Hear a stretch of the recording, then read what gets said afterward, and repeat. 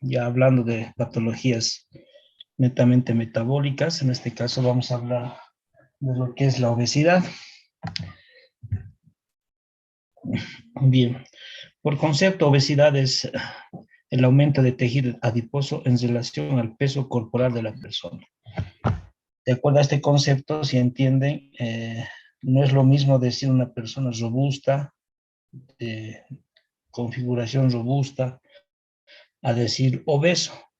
Es decir, obeso va en relación al tejido adiposo que tiene esa persona, ya sea robusta o no robusta. Entonces, concepto de obesidad es aumento corporal real de la persona, ¿sí?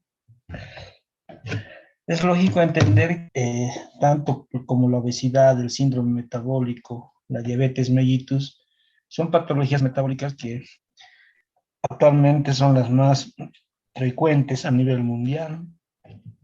Son factores de riesgo cardiovascular, por lo tanto tienen su presencia, tienen una predicción de mortalidad cardiovascular.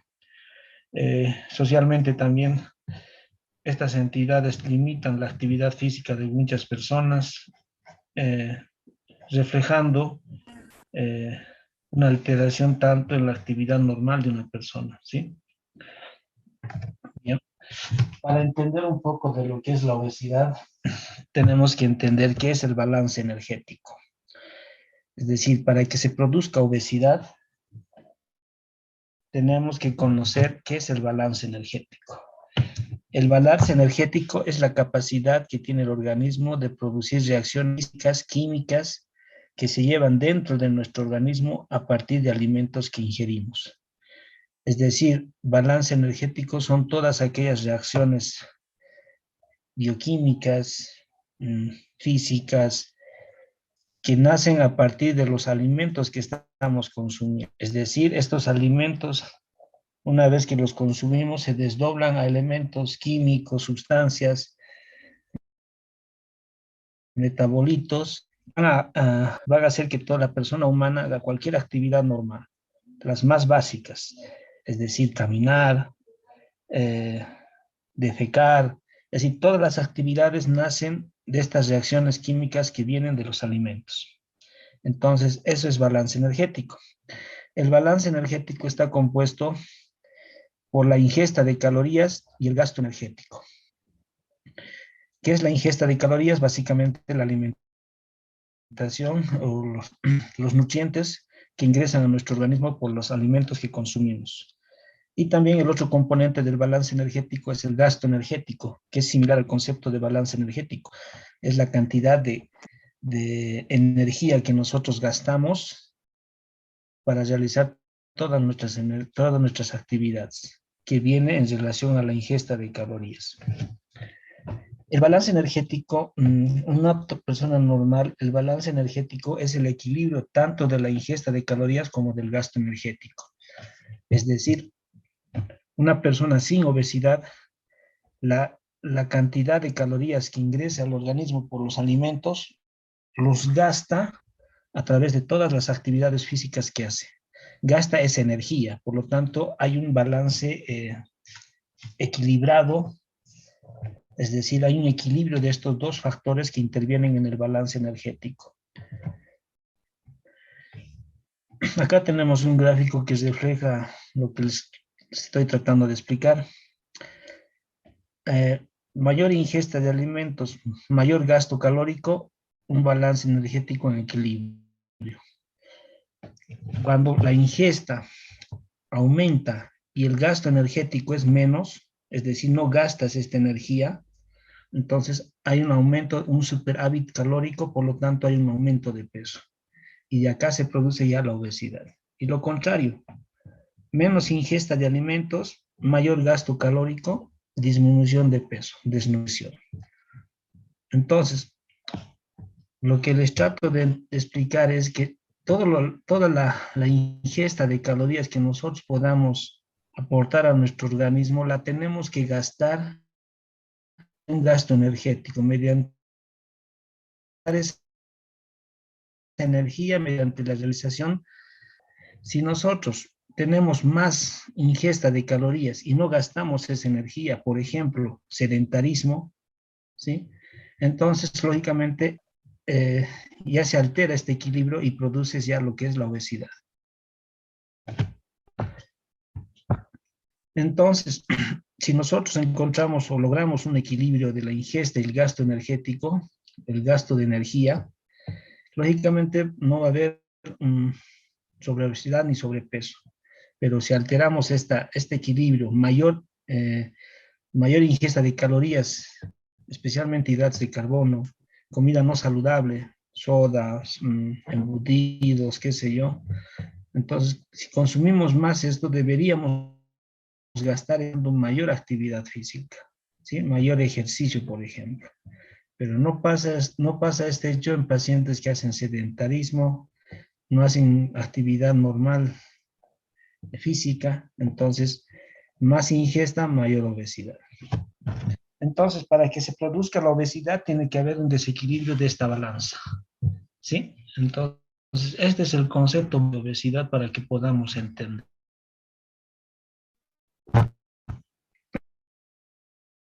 Realmente se dice que el organismo es un sistema neuroendocrino. ¿Qué quiere decir? Es un complejo neuroendocrino donde intervienen varias sustancias químicas, metabolitos, hormonas que intervienen en el metabolismo del hambre y la saciedad, del apetito y la saciedad. Es un sistema neuroendocrino, señales nerviosas, hormonas, metabolitos que van a regular tanto el apetito como la saciedad en el hipotálamo. No se olviden que en el hipotálamo tenemos el centro de la saciedad y el centro del apetito. Son estos dos centros que regulan eh, el hábito alimentario de una persona. Bien, ¿qué condiciones alteran la ingesta de calorías?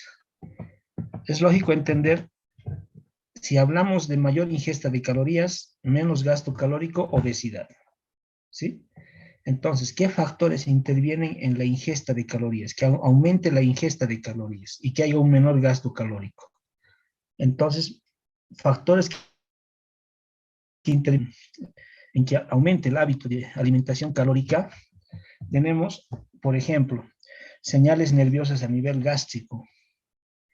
Es decir, cuando el estómago se llega a distender por la llegada de alimentos, estas estimulan el nervio vago y el nervio vago manda una señal hacia el hipotálamo, ¿sí? Para estimular el centro de la saciedad, es decir, cuando ya se distiende el estómago, ordena al hipotálamo a ya no ingerir más alimentos. Y pasa lo contrario, cuando no hay distensión del estómago, se manda un estímulo al centro del apetito, ordenando a la persona a ingerir alimentos.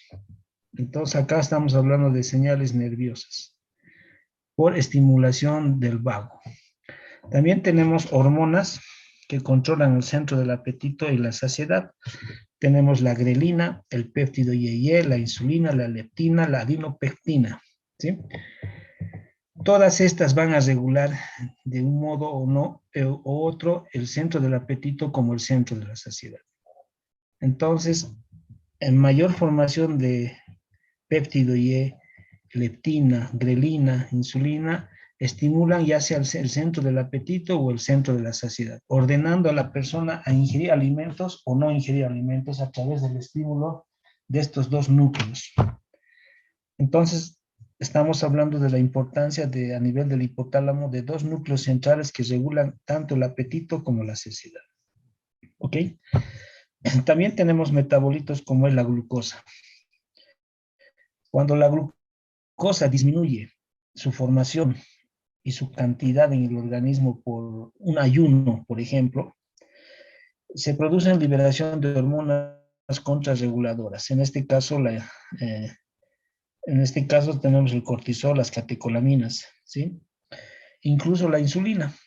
Estas cuando disminuye la glucosa, estimulan el centro del apetito.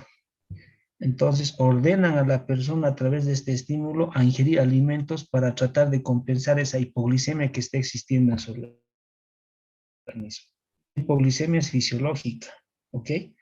Entonces, cuando una persona tiene hipoglicemia, ya sea por cualquier causa, Se estimula la insulina, las hormonas contrarreguladoras y estimulan el centro del apetito para que la persona se alimente más y trate de compensar esta hipoglicemia. Seguimos mencionando la importancia de estos dos núcleos, el centro del apetito y el centro de la saciedad. Bien. Entonces, hay factores de señales nerviosas, hormonales y de metabolitos que pueden estimular a la ingesta, aumentar la ingesta de alimentos a través de hacia del estímulo del centro del apetito o de la saciedad, ¿sí? Ahora, ¿qué pasa? ¿Qué factores intervienen para que el gasto calórico sea menos que la ingesta calórica?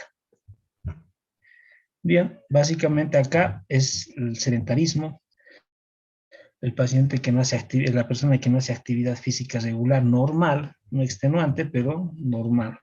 Entonces, menos gasto de esa energía, obesidad. ¿Sí? También existen factores en los que se presente la obesidad. Tenemos factores ambientales, patrones culturales, influencias sociales, hábitos adquiridos en la familia, en el entorno social, ¿sí? Reducción de la actividad física y el sedentarismo. Actualmente hay muchas influencias sociales y hábitos adquiridos, por ejemplo, en nuestra sociedad. El comer, las reuniones sociales donde nosotros estamos alimentándonos con comida chatarra, en, actividades sociales de amigos, donde estamos ingiriendo gran cantidad de carbohidratos. Entonces son influencias que pueden afectar nuestro hábito alimentario e inducir a la obesidad. Patologías endócrinas asociadas al hipotiroidismo. El hipotiroidismo se asocia a la obesidad por su mecanismo hormonal básicamente. Y factores genéticos. Tenemos a la leptina. La leptina es una hormona que mejora la sensibilidad a la insulina, disminuye la neurogénesis, es decir, ayuda a mejorar el estado metabólico de una persona. Pero se dice actualmente que existe un gen, el gen de la obesidad, ¿ya? Muchos estudios trataban de explicar por qué niños ya nacen obesos. Entonces identificaron que existía un gen de la obesidad desde el nacimiento. Y este gen de la obesidad lo único que hacía es formar una leptina anómala, que hacía lo contrario de la leptina normal que tenemos nosotros. Esta leptina anómala estimulaba el centro del apetito. Por lo tanto, el centro del apetito ordenaba a la persona desde el nacimiento a ingerir más alimento. Entonces, el factor genético básicamente se menciona al gen de la obesidad. Ustedes pueden leer artículos actuales, ya se dice que la obesidad ya es genéticamente, ya está hecha o determinada, tratando de explicar que existe la presencia de un gen que produce una leptina alterada que estimula el centro del apetito, es decir, ordena a la persona a alimentarse. Igual lo mismo acá, tenemos el cuadro, el equilibrio del balance energético, los alimentos saludables que podíamos comer, y ahí abajo tenemos una persona que está comiendo comida chatarra. Mayor ingesta de calorías y menor gasto energético, obesidad. Y lo mismo, ¿no? Menor balance, menor gasto energético, la no realización de actividades básicas ante la gran ingesta de calorías, obesidad. Entonces, creo que está entendido acá el por qué se produce obesidad. Si tú consumes más, tienes que gastar más, es decir, gastar esa energía que viene de los alimentos, tratando de gastar esa energía en actividades posiblemente más supranormales de las que estás llevando. Entonces, recomendable la actividad física. ¿Sí? Clasificación de la obesidad. Nosotros tenemos la clasificación de la obesidad, tipos de clasificación, hipertrófica, hiperplásica y mixta. En la edad, desde el nacimiento y en la edad adulta, de acuerdo a la distribución de la grasa del tejido adiposo. Homogénea, es decir, distribución de tejido adiposo en forma sin androide o en manzana o abdominal, donde nos dice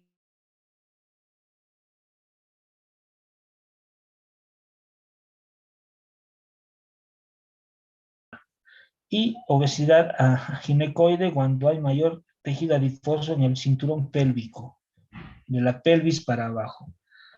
Ambas son denominadas en manzana o en pera, ¿sí? Entonces, esta clasificación va de acuerdo a donde más se encuentra el tejido adiposo. Es también muy utilizada la androide y la ginecoide. Bien. Bueno, entre las complicaciones de la obesidad, hablando de esta clasificación, tenemos que la ginecoide tiene mayor, los eventos o complicaciones que puede producir principalmente son a nivel de los miembros inferiores. Varices, insuficiencia vascular periférica, puede haber artrosis de las rodillas, ¿sí? Y la androide, básicamente, patologías cardiovasculares, ¿no? Infarto agudo de miocardio, cardiopatía isquémica, insuficiencia cardíaca, hipertensión arterial, ¿sí? Entonces, también la obesidad, de acuerdo a la distribución, nos ayuda. ¿Por qué? Porque también a través de eso podemos determinar ya las complicaciones que están conllevando. Pero en general, como les digo, va a haber complicaciones a nivel cardiológico, a nivel cerebrovascular, especialmente los accidentes cerebrovasculares, los atrapamientos de nervios periféricos, a nivel gastrointestinal, hernia de hiato, colecistitis, hepatitis, pancreatitis, hepatitis no alcohólica. A nivel respiratorio tenemos por el gran tejido adiposo que tienen a nivel del tórax, tienen problemas de hipoventilación, el síndrome de apnea del sueño, personas roncadoras que tienen apneas durante la noche, metabólicas, diabetes mellitus, dislipidemias, osteoarticulares, como decir, artrosis degenerativa osteoarticular, y también ginecológicas, como tenemos el síndrome de ovario poliquístico. Cutáneas también tenemos el acanthos nigricans, un paso a la diabetes, es decir, la obesidad complica todos los sistemas, ¿sí? Otra clasificación que la tenemos que conocer es de acuerdo al índice de masa corporal, peso por talla al cuadrado. Entonces, esta clasificación ya la clasifica de bajo peso de acuerdo a los valores de índice de masa corporal. Esta es la clasificación de CEDO 2000, donde ya vemos que 25 a 29.9 de este valor del índice de masa corporal es sobrepeso, ¿sí? Obesidad grado 1 de 30 a 34.9, 35 a 39.9 obesidad grado 2, 40 a 49 grado 3 y mórbido arriba de 50. Existe otra clasificación según la OMS que ustedes seguramente les han explicado y les han enseñado. Es valedero toda la clasificación, pero acá básicamente utilizamos el índice de masa corporal. Entonces, la clasificación de la obesidad va de acuerdo al índice de masa corporal. De acuerdo a esta clasificación, la más utilizada también, de acuerdo a la distribución de grasa del tejido adiposo. Homogénea, androide, ginecoide. Bien. Lógicamente, el estudio de un paciente con obesidad va a partir de la anamnesis, del hábito alimentario, del entorno social, ¿sí? Luego vamos al examen físico, donde podemos utilizar ya una evaluación del estado nutricional, valoración del peso, talla, perímetro abdominal, valoración de la grasa corporal a través de la plicometría, es decir, medir el tejido adiposo en unos segmentos de nuestro organismo, como ser el tríceps, la región subescapular. Y lógicamente gabinetes, ¿no? Laboratorios, proteinograma, perfil lipídico, albúminas, proteínas, función renal, hormonas tiroideas, glicemia. Bueno, entonces, la evaluación de un paciente obeso es integral y múltiple, hasta metabólico y endocrinológico. Tenemos que marcarnos en este cuadrito. Si hemos dicho que obesidad es el desequilibrio de estos factores, el tratamiento tiene que ser en base a estos dos factores. Entonces, ¿cuál es la conducta terapéutica para regular la ingesta de calorías? Lógicamente, la dieta. ¿Sí? Una dieta pobre en grasa, pobre en hidratos de carbono, rico en proteínas. La recomendación es una dieta hipocalórica convencional con ingesta de 80 a 1200 kilocalorías. Una dieta baja con calorías con ingesta de 800 a 400 a 800 kilocalorías día. Una dieta en ayuno, ingestas menor a 400 kilocalorías día. Estos son los 3 tipos de dietas que podemos utilizar en un paciente con obesidad, básicamente enfocado a la ingesta de calorías. Y si vamos al factor de regulación del gasto energético, es decir, gastar esta energía, básicamente la indicación sería ejercicio. Caminatas de 15 minutos, 30 minutos, ¿no? Entonces el ejercicio a través del mecanismo de gastar esa energía proveniente de los alimentos. Y tenemos el tratamiento farmacológico y quirúrgico. El tratamiento farmacológico está establecido según la Asociación Europea de Alimentos, ¿sí? Y la Asociación Americana de Medicamentos y Alimentos, la FDA y la MMA. Estas dos asociaciones son las encargadas de la comercialización de medicamentos y alimentos encargadas del tratamiento de la obesidad. Es decir, son estas dos asociaciones las que dan autorización para que un medicamento o sustancia sea utilizada para la obesidad. ¿Sí? Entonces, estas dos organizaciones establecen que cualquier medicamento utilizado en la obesidad, un requisito principal para su uso es que deben alcanzar una pérdida de peso de al menos 5% del peso total en un periodo de un año. ¿Sí? Y que al menos de los 35 pacientes tratados pierdan el 5% del peso inicial en un año. Es decir, hay requisitos para que los medicamentos sean comercializados y utilizados a nivel mundial, y son estas dos instituciones las que autorizan. Si ven que un medicamento no hace bajar de peso más de 5%, al menos 5%, no dan la autorización para la que se distribuya a nivel del comercio. Entonces, lógicamente también estudios donde ellos autorizan los efectos adversos que no sean relevantes para su uso. Bien.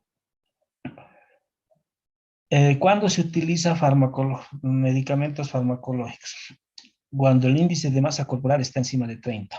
Es una indicación ya establecida.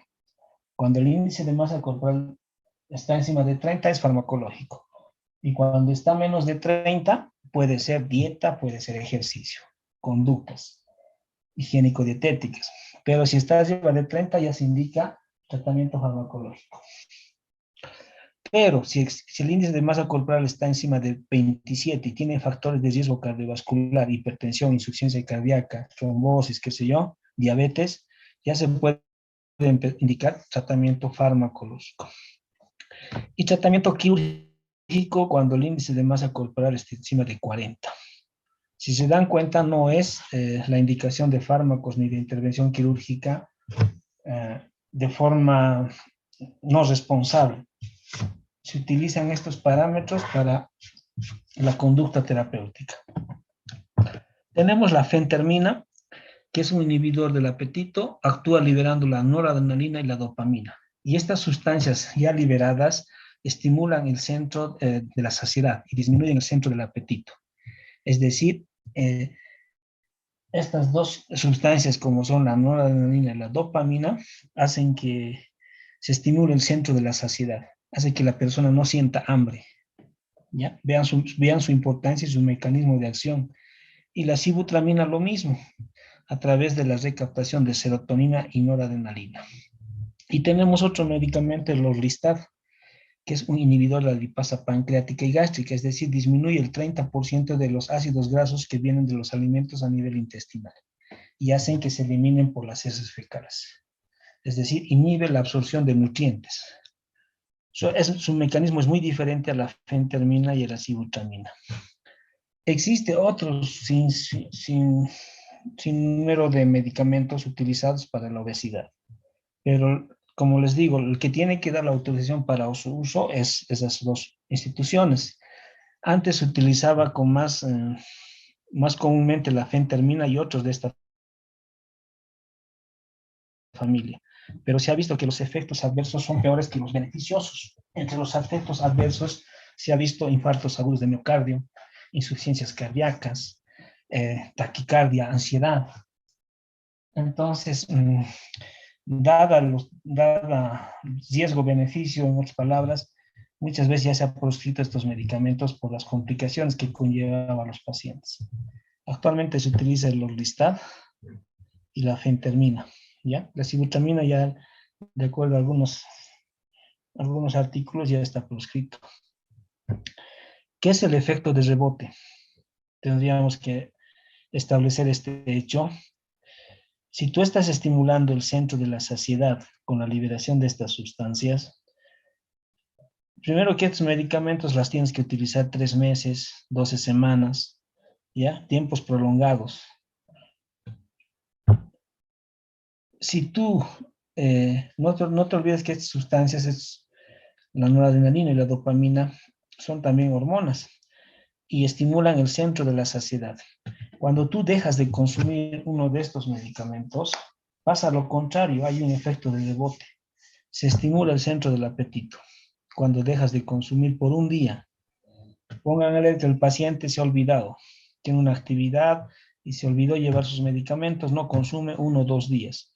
O el costo es alto, cada tableta de estas cuesta 15 bolivianos y tienes que consumir mínimamente 3 a 6 meses. Entonces tienes que estar seguro que vas a cumplir económicamente con la prescripción de este medicamento.